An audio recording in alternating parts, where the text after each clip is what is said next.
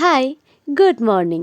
কালকে বেরিয়ে পড়েছিলাম কারণ বোন করবে মেকআপ, পার্টি মেকআপ, সেই জন্য আমরা তিনজনে বেরিয়ে পড়েছিলাম কারণ ভাই আমাদেরকে ওখানে দিয়ে আসবে।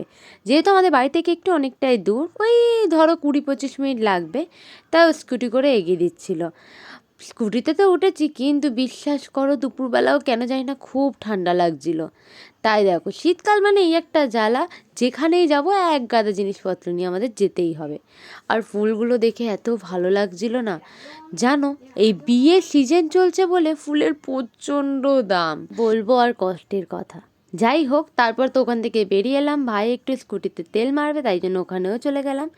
তারপর আমরা একটু বেরিয়ে গেলাম গন্তব্যস্থানে, মানে অনেকটাই ভিতরে, তোমরা জানো না।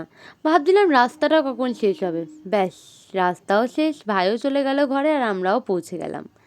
তারপরে আমি ঠিক করছিলাম যে আগে আমি ফুলগুলো সুন্দর করে ডেকোরেট করে নেব, সেই জন্য বসেই রইলাম, না ফুলগুলো বার করে নিই।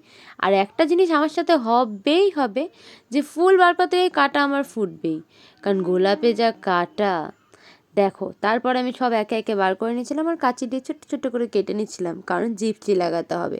আর এই কাজটা করতে কিন্তু আমার খুব ভালো লাগে। আর এত গোলাপ ফুল ছিল, সেই জন্য একটু টাইম লাগছিলো আর কি।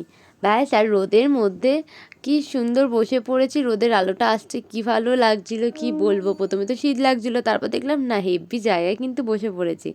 ব্যাস, তারপরে আমার শুরু হয়ে গেল কাজ, একটু ডেকোরেট করে নিচ্ছিলাম সুন্দর করে, কারণ খোপায় দিলে কিন্তু বেশ ভালোই লাগবে।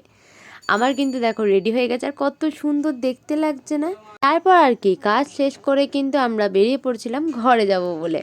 ভাইও চলে এসছে আর আমি দেখাচ্ছিলাম রাস্তাটা, সন্ধ্যের রাস্তাটা কি সুন্দর লাগছে কি বলবো, রাস্তা পুরো ফাঁকা। আর দেখো